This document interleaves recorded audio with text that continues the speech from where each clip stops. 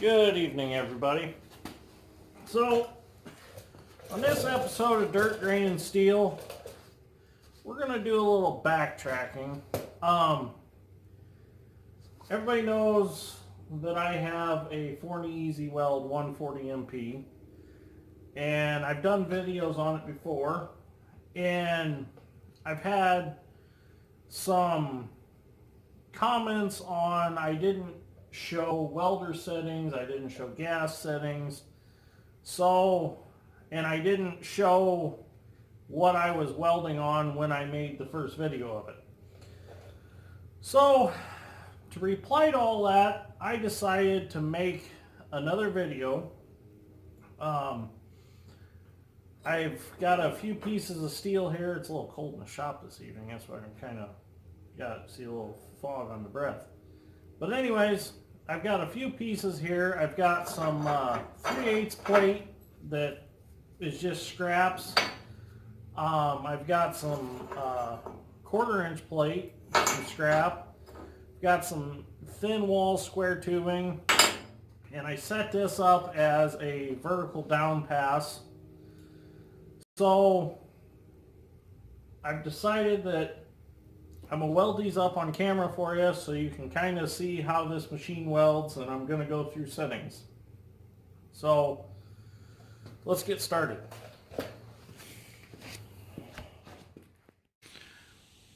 Before we get started welding, we'll go through the welder settings. So this is a multi-process machine, so meaning that it's MIG, TIG, and stick. We're going to be welding MIG, so we need to have the rocker switch in the MIG position. That's the stick and that's the TIG position. So in this light right here is if you overheat it, and this one is if you don't have enough voltage, that light will be lit up red, I believe. I'll have to look in the paperwork to be exact, but I've never had that light up, and I've never had that one light up either. So wire speed, we've got at our 7 setting, and amperage we have at about 6.5 on the settings. Gas settings, we are running, actually I bumped this up tonight, we're running close to 15 CFH. And that's welding pretty good tonight. So I'm going to leave it right there. I usually cut it back just a hair just to conserve gas. As long as I'm not getting porosity in my weld, I'm not too worried about it. So I am on like my 5th roll of wire through this welder so far, so I've welded a lot with it. I have noticed the higher quality of wire, like a Hobart Filler Metals wire or a Lincoln Electric wire, seems to weld a little nicer, a little less spatter. So I think it's just because it's a higher quality of filler metal, basically. But I have welded with cheap stuff. I've welded with, the higher end stuff. I mean, if you're just sticking stuff together, well, any of it's fine. But if you want to weld a little bit nicer with a little less spatter, go with a higher end wire. I mean, I prefer to weld with either the Lincoln or the Hobart. I mean, that's just me. But I mean, I'll weld with whatever's available. Let's put it that way. So anyways, I know this stuff just kind of looks like a bunch of scrap, which it was. So I'm going to weld this up. I'm going to do a stitch weld on this one, stitch weld on this one, and then we're going to do a vertical down on that one, and I'll show you how it welds. Well, we're going to get started welding here. I forgot to mention the on-off switch is on the back side of the machine, which is no big deal. Doesn't bother me none. So I'm going to start. I feel like I'm at a happy setting for all these thicknesses of metals for what we're doing here tonight. So I'm going to start with the 1/4 inch piece, and then we'll move over to the 3/8, and then we'll go to the square tube. So I'm going to get started here. I'm just going to tack this to the table just a little bit so it's not moving around on me.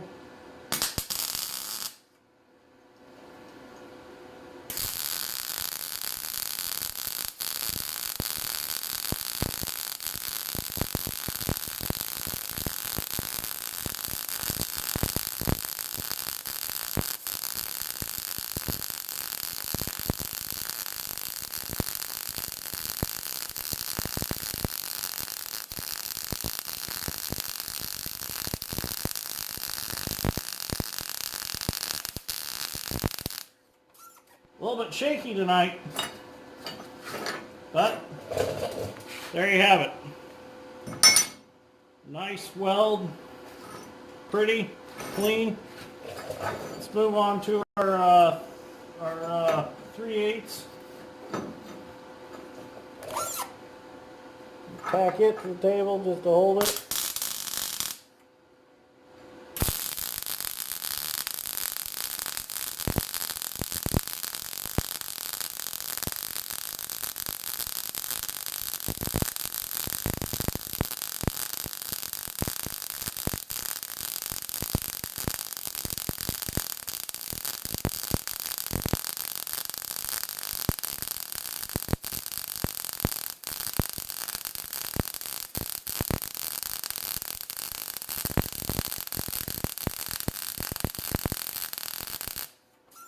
Should probably put a little more heat with that one. Weld's a little puffed up, but that weld will hold. Oh, we'll turn it over to the other side. Well, now we've basically preheated it, but let's turn our amperage up a little. Let's turn it up to about 7 and see how that welds.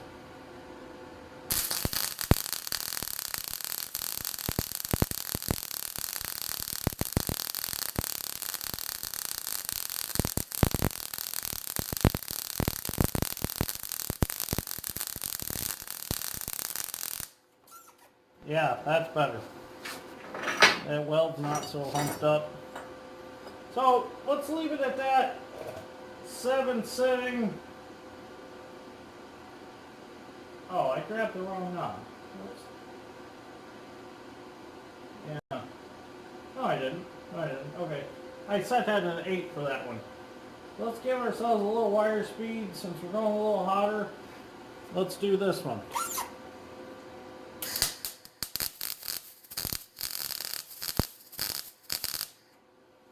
Okay. A little more wire speed and get the crap off the tip.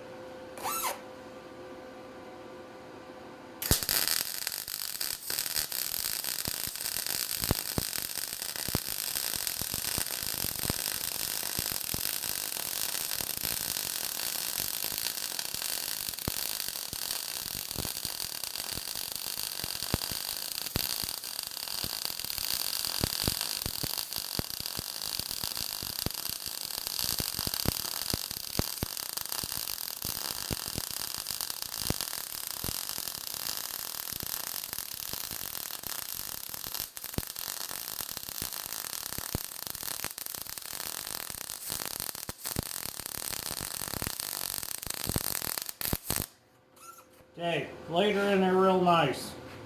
Real nice looking weld. Get that tack off the table so I can show you. Yeah. That turned out pretty. Had a little spatter on it, but hit that with a flap wheel, clean right up. So here's our 1/4 inch up close. Just the spatter makes it look bad. And there's our, there's our 3/8. A little hot. So now we're going to do our just our thin wall square tubing. And depending on how skilled you are a welder, you probably stay at these settings right now. We're at 8 on the amperage and almost 9 on the wire speed. I think I can weld this just fine without burning through, so I'm going to give it a shot.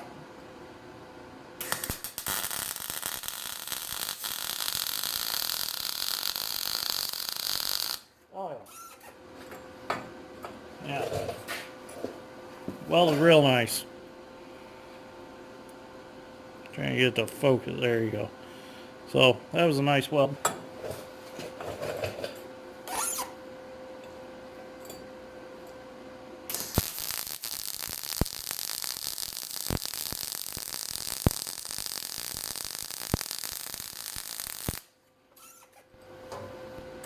Definitely got her hot.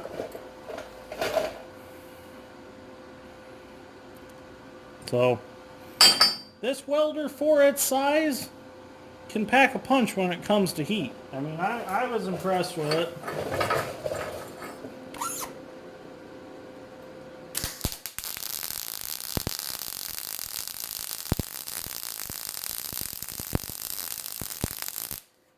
And for the price, you can't go wrong with it. I mean, for under 500 bucks, if you have a son or daughter that you want to learn how to weld, and you don't want to get a big investment, buy one of these. Get them one of these for 500 bucks. Get them one of these. Get them some scrap steel.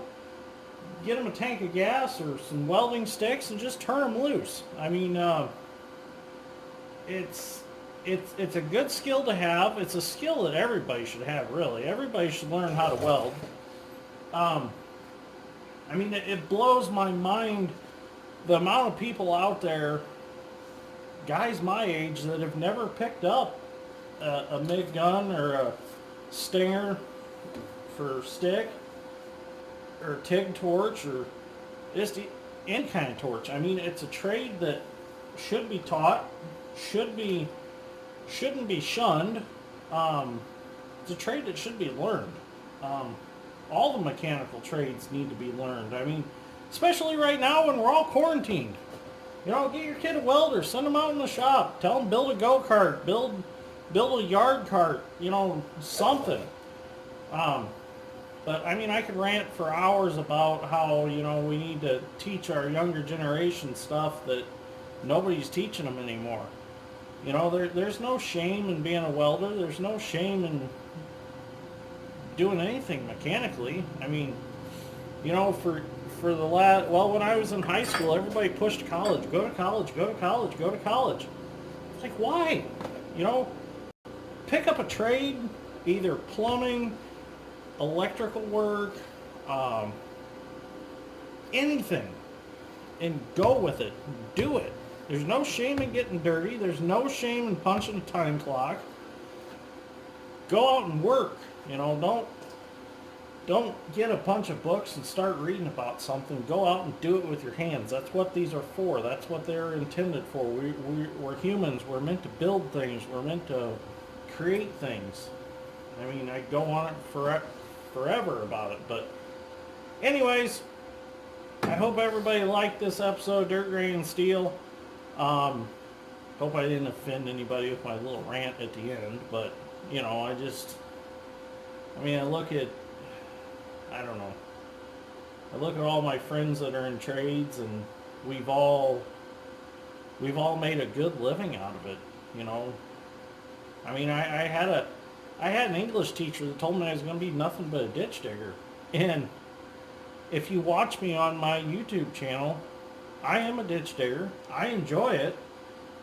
And look at the places I've been, the things I've done, the things I'm going to do. It's a job that's rewarding. It's exciting. You know, I get to work with family. I don't have to go some strange place every day and work. But anyways, that is the Forney 140 MP explained a little better. If you got any questions or comments, leave them in the section below. I'd be more than glad to answer them. I enjoy all the feedback I get. Good, bad, ugly, I don't care. If you have a specific video you would like to see, tell me. I'll do anything. Hey, it's content. It's called engagement. You know, the more engagement I get, the better off I am. The more subscribers I get, the better off I am. Everybody's like, oh, you're just in YouTube for the money. It's like, no, I'm not in it for the money. I'm in it to put myself out there, to show people the things I can do, the things I've done, and make new friends. It's a social media, really.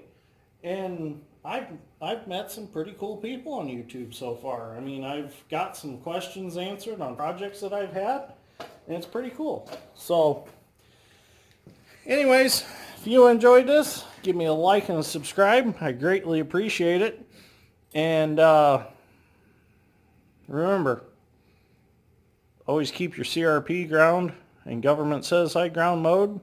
so I don't have to come take the little trees off of it in 10 years and have your pet spayed and neutered.